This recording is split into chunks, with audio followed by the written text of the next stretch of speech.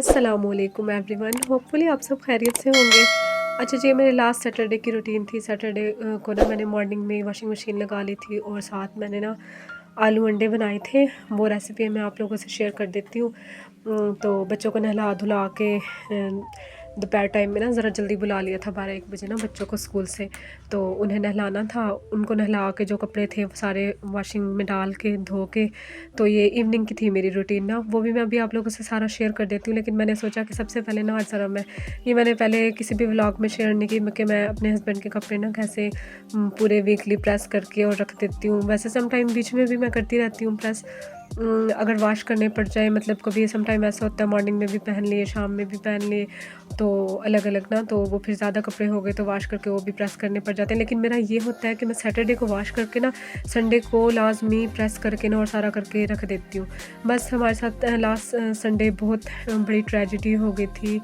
मेरे नंदोई फोत हो गए थे, बस अल्लाह ताला माफ़ करे। और ये मेरी सैटरडे की डे की रूटीन थी। रात टाइम बस हमारे साथ ये हुआ कि जी मेरे भाई मतलब नंदोई की तबीयत ख़राब थी, तो वो फिर संडे की मॉर्निंग में हमें न्यूज़ आई कि जी पता चला कि जी वो उनकी डेथ हो चुकी है। तो फिर हमें वहाँ जाना पड़ गया था, इसीलिए तकरीबन 6-7 दिन मैं व्लॉग भी नहीं अपलोड कर पाई थी। तो जी अब प्लीज़ आप लोगों ने मुझे सपोर्ट करना है।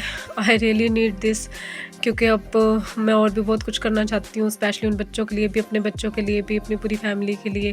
प्लीज़ मुझे सपोर्ट कीजिएगा, लाइक सब्सक्राइब कीजिएगा, मेरे व्लॉग्स को शेयर भी कीजिएगा। अच्छा जी, ये कल जो मैंने व्लॉग अपलोड किया था उसमें तो मेरे बोलने की भी हिम्मत नहीं हो रही थी। मेरी आवाज़ से भी, बबलिंग से भी आप लोगों को पता चल रहा होगा। खैर ये मेरा था जी, ये मेरी होती है रूटीन। इस तरह से मैं अपने हस्बैंड के ना 1 बाय 1 सारे कपड़े प्रेस करके, और ये मैं उस टाइम में करती हूँ जब बच्चे ट्यूशन चले जाते हैं। मतलब अगर मॉर्निंग में मशीन लगाई है ना और सूख गए, साथ साथ ऊपर से छत से उतारती लाती हूँ कपड़े, और साथ साथ ना मैं ऐसे प्रेस करती रहती हूँ। तो ये 1 बाय 1 ना पहले मैं कुर्ते शलवार सारे जितने भी होते हैं प्रेस कर लेती हूँ। सबसे पहले बच्चों की यूनिफॉर्म वगैरह प्रेस कर लेती हूँ, फिर हस्बैंड के ऐसे 1 बाय 1 कुर्ते शलवार सारे प्रेस कर लिए, फिर उनकी पैंट शर्ट्स। ये इसमें ना आप लोगों को तरीका भी पता चल जाएगा कि जो न्यूली मैरिड हो या जिन्होंने कभी कपड़े प्रेस ना किए हों, तो उनको मतलब पता चल जाएगा किस तरह से शर्ट के प्रेस करने के लिए ना, मतलब पैंट शर्ट जो है उसमें शर्ट को सबसे पहले वो जो नीचे वाली पट्टी होती है ना बटन वाली, उसके अपोजिट साइड वाली वो करती हूँ मैं। फिर मैं ये कॉलर कर लेती हूँ, फिर पीछे से तीरा करके ना साथ ही बाजुएं, और फिर वो पीछे वाला शर्ट का हिस्सा और फिर आगे वाला, इस तरह से ना बड़ा इजी से, बड़े आसानी से हो जाता है। और जब इंसान करने लग जाए तो सारे काम आ जाते हैं। बाकी मेरे हस्बैंड के लिए भी दुआ कीजिएगा। सब जो वीडियो देख रहे हैं, अल्लाह पाक मेरे हस्बैंड को हमेशा सलामत रखे और उन्हें सेहत तंदुरुस्ती वाली लंबी ज़िंदगी दे। और मैं वैसे अब तो ज़रा मेरे नंदोई ने हमें हिला के रख दिया, हम बहुत ज़्यादा टेंस्ड हैं, परेशान हैं। लेकिन उससे पहले भी मैं वैसे भी अपने हस्बैंड को कहती रहती हूँ कि मैं आपके बगैर एक दिन नहीं गुजार सकती। बस अल्लाह ताला मेरी ख्वाहिश पूरी करे कि हमें जब भी मौत आए ना, मैं पहले मरूँ। मैं अपने हस्बैंड के बगैर मैं नहीं रह सकती एक दिन भी। एक दिन तो बहुत दूर है, मैं तो थोड़ा सा टाइम भी नहीं गुजार सकती उनके बगैर। अच्छा जी, इस तरह से शर्ट मैंने प्रेस कर ली थी। और ये फिर ये पैंट का ना मैं बता देती हूँ, जीन्स की पैंट या ड्रेस पैंट का भी अलग से तरीका होता है। ये जीन्स की पैंट का ये है, इस तरह से अच्छे से उसे सलवटें वगैरह निकाल के फैला लेनी है, एक हिस्सा नीचे ऐसे और ये एक हिस्सा ऊपर ऐसे करके ना। तो पहले ना मैं अभी दिखा देती हूँ आप लोगों को जैसे मैं करूँगी ना। ये देखिए, पहले नीचे वाला हिस्सा प्रेस कर लिया एक साइड का, इस तरह इसी के ऊपर दूसरी साइड फोल्ड करके ना, जब ये अच्छे से प्रेस हो जाएगा, देखिए अच्छे से सलवटें वगैरह निकाल के ना।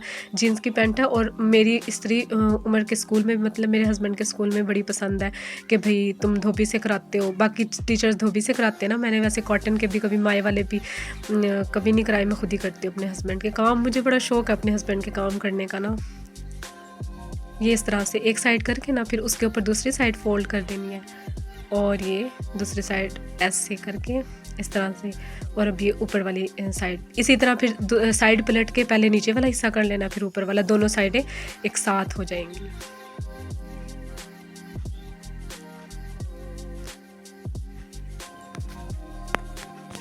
अच्छा जी, जो दिन में थी ना मेरी रूटीन, आज आलू अंडे बनाने थे, तो वो मैंने ना सुबह होती मतलब नाश्ता होता है, बच्चों को तैयार करना, सबसे पहले उठ जाती हूँ मैं, वो आप लोगों को मेरी सारी रूटीन पता ही है। मैं अक्सर व्लॉग में बताती रहती हूँ कि मेरी रूटीन क्या है। सुबह उठना होता है, शुक्र अल्हम्दुलिल्लाह 5:30-6 बजे उठ जाती हूँ, समटाइम 6 बजे। आजकल तो विंटर्स चल रहे हैं, तो विंटर्स में ये होता है कि 6 बजे भी उठ के नमाज़ पढ़ लेते हैं, टाइम होता है आराम से 6:30 बजे तक ना।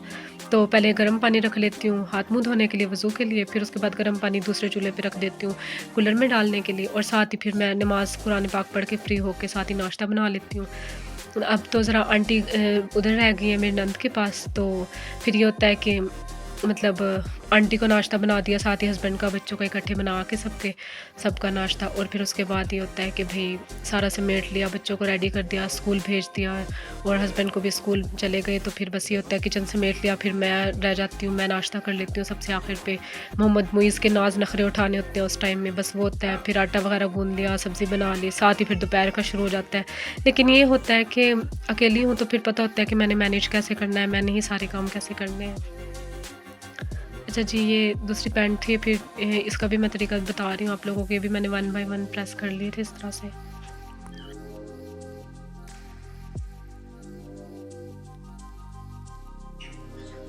अच्छा जी, तो बस फिर आज की ये थी, और फिर इवनिंग में ये हो गया था कि जब कुकिंग वगैरह करके फ्री हुई, बच्चे आ गए थे स्कूल से, उन्हें खाना शाना खिलाया, हस्बैंड को, आंटी को दे दिया था खाना। तो फिर इवनिंग का ये था, आज ही हस्बैंड की भी मेरी तबीयत ख़राब हो गई थी, तो ज़रा स्कूल से आए तो उनकी तबीयत नहीं ठीक थी। फिर वो भी मैं आपको इसी व्लॉग में दिखा देती हूँ। मैं ज़रा बाज़ार गई थी हस्बैंड की मेडिसिन वगैरह लेने, उनके लिए फ़्रूट लेकर आई, और मतलब जो भी सब्ज़ी वगैरह भी ख़रीदी थी मैंने ना, तो वो भी मैंने साथ में ना रिकॉर्ड कर लिया था। बस ये सैटरडे तो मैं कभी भूलूँगी नहीं, ये बहुत बुरा सैटरडे था हम लोगों के लिए। इतना बड़ा सानिया हो गया था हम लोगों के साथ इस सैटरडे को। ख़ैर मैं व्लॉग अपलोड नहीं करना चाह रही थी ना, मेरा ज़रा भी दिल था, लेकिन मेरे हस्बैंड कहते कि प्रैक्टिकल होना पड़ता है। कोई नहीं, फिर ज़िंदगी है, सारी चीज़ें ज़िंदगी के साथ है, सारे मामलात पे। बाकी जो है लोग, अल्लाह पाक उन सबको सलामत रखे, तो ज़िंदगी तो गुज़ारनी है ना। अच्छा जी, ख़ैर ये मेरे सारे इस तरह से कपड़े प्रेस हो गए थे, और ये इस तरह से मैं अपने हस्बैंड के सारे अलमारी में ना हैंग कर देती हूँ। बच्चों की यूनिफॉर्म आप लोगों को दिख रही है, ये सबसे आगे कर देती हूँ, कुर्ते शलवार उम्र के, और इस तरह से ना हस्बैंड के, और पीछे फिर ये पैंटें शर्टें और ये कोट शोट सारे प्रेस करके वॉश करके मैं इस तरह से 1 बाय 1 हैंग कर देती हूँ। बस फिर ये होता है जैसे कहीं अचानक से जाना पड़ जाए, जैसे अब ये था कि सैटरडे को मैंने ये प्रेस करके रखे हैं, तो संडे को हमें जाना पड़ गया था उधर मेरे नंदोई की फ़ोटगी पे। तो बस फिर ये होता है कि जैसे आप मतलब करें, अल्लाह ताला खुशियों में ही हर जगह लेकर जाए। लेकिन ये होता है कि चलो जी आपके पास अर्जेंट मौजूद होते हैं। बस मेरा ये होता है, अगर 2 भी सूट हो ना हस्बैंड के, तो मुझे फिर फ़ौरन से ये होता है कि मैं 2 दिन बाद 3 दिन बाद वॉशिंग मशीन लगा के ना, और हस्बैंड के भी, बच्चों के भी, अपने भी, आंटी हो तो फिर आंटी के भी, मतलब सबके का वॉश करके और प्रेस वगैरह करके तो हम ना मतलब रखते हैं। अच्छा जी, आलू अंडे की जो रेसिपी मैं शेयर करने लगी थी ना, बहुत ही फेमस, बहुत ही अच्छा सालन बनता है, ये आप लोगों ने ज़रूर ट्राई करना है। इसके लिए मैंने एक ले लिया था जी, एक बर्तन में पानी ले लिया, तो उसमें आलू डाल दिए थे, 3-4 मेरे पास आलू थे, वो मैंने उबलने के लिए डाल दिए थे। उसमें ही आलू ही के साथ आलू को वॉश कर लिया था ताकि वो उनकी रेत मिट्टी वगैरह निकल जाए। उसमें ही मैंने एग डाल दिए थे। जितने मेंबर्स हो ना हमारे घर में, जितने मेंबर, हम एक एक एग सब के लिए डाल देती हूँ मैं ना, मतलब अगर 5 है तो, अगर आप लोगों के घर में ज़्यादा मेंबर्स हो तो आप लोग ज़्यादा डाल सकते हैं। हम लोग 6 थे उस दिन, तो मैंने 6 एग डाले थे, आंटी थी, हस्बैंड थे, और 3 हमारे बच्चे और 1 मैं, हम लोग 6 बन जाते हैं। तो हमने फिर 6 एग थे और 3-4 आलू थे जो मैंने वो बॉयल करने के लिए रख दिए थे। आज हमारी मेड नहीं थी आई। आप लोगों को बताया हुआ है कि सफाई और कपड़े मैं खुद वॉश करती हूँ, सफाई भी खुद करती हूँ, तो बर्तन वॉश कराती हूँ मेड से ना। तो आज वो आई नहीं थी, तो फिर मुझे बर्तन भी वॉश करने पड़ गए थे। फिर मैंने सोचा पहले कुकर वॉश करके हांडी रख दूँ, एक तरफ आलू अंडे उबल रहे थे, दूसरी साइड मैंने ना मसाला रख दिया था, प्याज टमाटर वगैरह कटिंग करके वो रख दिया था, और साथ ही फिर मैं इतनी देर में बर्तन वॉश कर लिए थे। सफाई करके तो मैं सुबह ही फ्री हो गई थी। साथ ही मैंने वॉशिंग लगाई थी, जो मैंने पहले आप लोगों से शेयर कर लिया है कि मैंने किस तरह से फिर कपड़े प्रेस भी कर लिए थे सारे।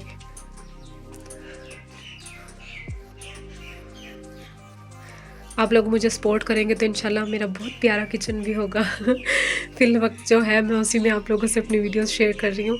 आप लोगों ने मुझे, मैं बार बार कह रही हूँ, बहुत सपोर्ट करना है मुझे, आप लोगों की सपोर्ट की बहुत ज़्यादा ज़रूरत है। अच्छा जी, इस तरह से मैंने अपने कुकर को वॉश कर लिया था और फिर मैंने सोचा कि बर्तन बाद में धोऊँगी, तो मैं पहले मसाला तैयार कर लूँगी। मैंने इस तरह से 2 प्याज ले लिए थे दरमियाने साइज़ के, इनके छिलके वगैरह उतार के और टमाटर के छिलके वगैरह उतार लिए थे मैंने। तो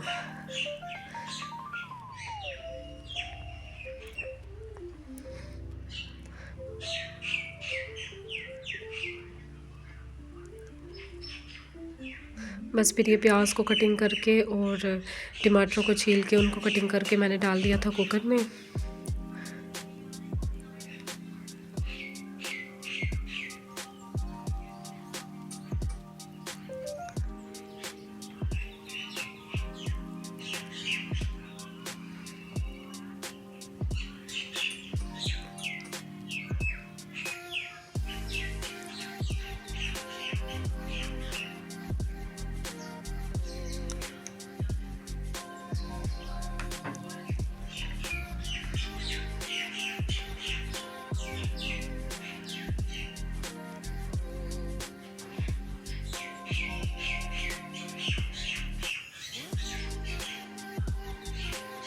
अच्छा जी, 2 प्याज और 2 ही टमाटर मैंने कटिंग करके कुकर में डाल लिए थे।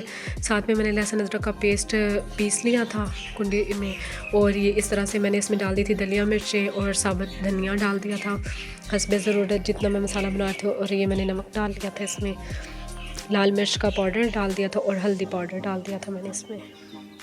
और मेरा ये होता है, चाहे आप लोग कुकर में बना रहे हो, चाहे आप लोग किसी और बर्तन में, खुले बर्तन में बनाएं, तो जितना पानी आपको चाहिए आप लोग उतना ज़रूरत के मुताबिक जितना आप डाल सकते हैं। मैंने तकरीबन 1 गिलास डाला था। मैं एग्जैक्ट इसलिए नहीं बताती क्योंकि मैं खुद मेजर नहीं करती, मैं अंदाज़े से तुक्के चलाती हूँ अंदाज़े से कुकिंग करती हूँ। फिर बस ये सारी चीज़ें डाल के, पानी डाल के मैंने अपने कुकर को कर दिया था बंद।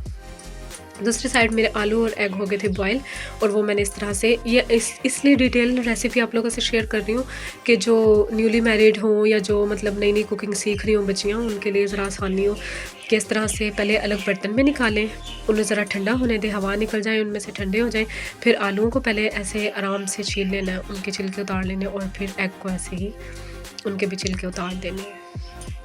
अच्छा, इसमें ये भी होता है कि सम टाइम छिलका उतारते हो ना, कोई एग मतलब ताज़ा हो ना, तो वो ज़रा ना बॉयल नहीं सही से होता, तो उसके वो टूट जाते हैं या छिलका सही से नहीं उतरता, तो वो ना हांडी में नहीं डालने, उसका भी मैं आप लोगों को भी बता देती हूँ। अच्छा जी, 1 बाय 1 मैंने इस तरह से आलू भी अपने और एग्स भी सारे साफ़ कर लिए थे अच्छे से। और दूसरी साइड जब मैंने कुकर को खोला तो वो मेरा मसाला भी गल चुका था। फिर मैंने चम्मच की मदद से ही टमाटरों को और प्याज को मैश कर लिया था। अच्छा, मैं चॉपर में इसलिए नहीं करती मैश, क्योंकि ना मुझे लगता है, और मेरी आंटी को भी, मेरी सास नहीं खाती ना चॉप हुए हुए मसाले का, तो उन्हें लगता है कि मसाला ना कच्चा अजीब सा ही टेस्ट आता है। ये वाला ज़रा अच्छा होता है, ये वाला टेस्ट ना। अच्छा जी, फिर मैंने इसमें 2 चम्मच ऑयल डाल दिए थे और गरम मसाला डाल के, लहसुन अदरक का पेस्ट डाल के मैंने अच्छे से इसकी कर ली थी भुनाई। अच्छा, मेरा एक ये होता है कि जो आलू मैंने आप लोगों को दिखाया ना कि मैंने छीले, तो उसमें से एक आलू को मैश करके ना, ये मेरा ख़ास तरीका है, मेरा ही, और मैंने अपनी अम्मी को भी नहीं देखा इस तरीके से बनाते हुए। एक आलू मैश करके ना मैं मसाले में डाल देती हूँ, उससे तो जो इसकी ग्रेवी होती है ना आलू अंडे की, वो ज़रा गाढ़ी गाढ़ी बनती है और बड़ा ही मज़े का टेस्ट आता है। ये ज़रूर ट्राई कीजिएगा। दूसरे बर्तन में ना साथ मैंने ऑयल गर्म होने रख दिया था। जैसे ही वो गर्म हुआ तो मैंने उसमें एग डाल दिए थे इस तरह से ना। अच्छे, इसमें चम्मच नहीं मैं फेरती, मैंने देचकी को ही पकड़ के ना, या लाइक जैसे मैंने सॉस पैन लिया तो इसको ऐसे पकड़ के और उसको हिला देना बस, ऑयल को ना चारों तरफ एग पे। अच्छा, जब ऐसे हल्का सा कलर आ जाए, वैसे मेरी अम्मी डार्क कलर करती हैं, ज़रा ब्राउन, डार्क ब्राउन ना, और मेरी सास ये हल्का सा कलर करती हैं, इसलिए अब यहाँ के मैं आंटी की पसंद का ही बनाती हूँ। तो ये हल्का कलर आ गया था एग्स को, तो मैंने आलू जो उबले हुए थे वो कटिंग करके इसमें डाल दिए थे। जिस मर्ज़ी शेप में आप आलू कटिंग करके डालना चाहें डाल सकते हैं।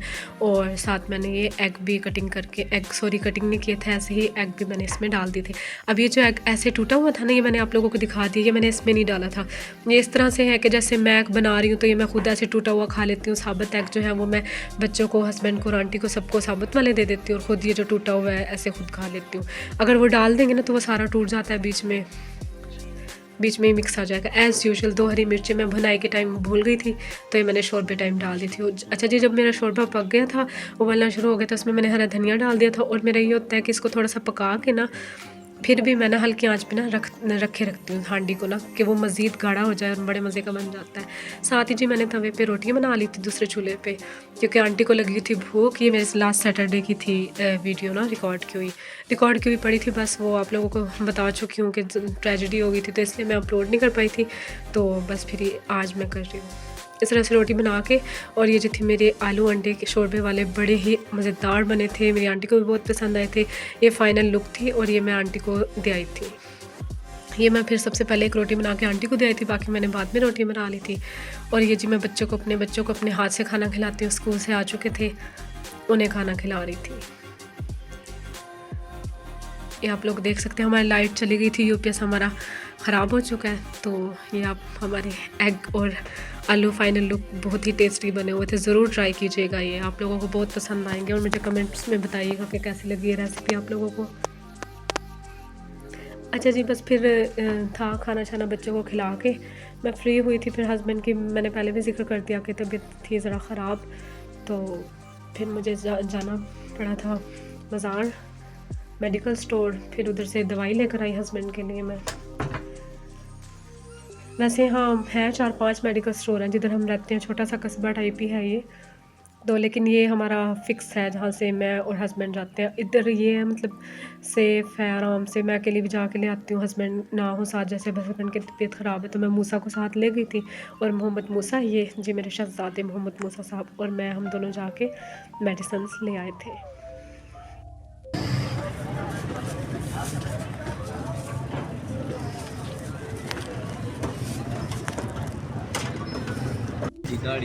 भाई ये पैसे ले लें। बस फिर लास्ट पे था सब्ज़ी वगैरह लेनी थी थोड़ी सी, वो ली। अच्छा जी, व्लॉग अच्छा लगा हो तो प्लीज़ मुझे सपोर्ट कीजिएगा, लाइक शेयर कमेंट कीजिएगा और अपना बहुत सा ख्याल रखिएगा। थैंक यू, टेक केयर, अल्लाह हाफिज़।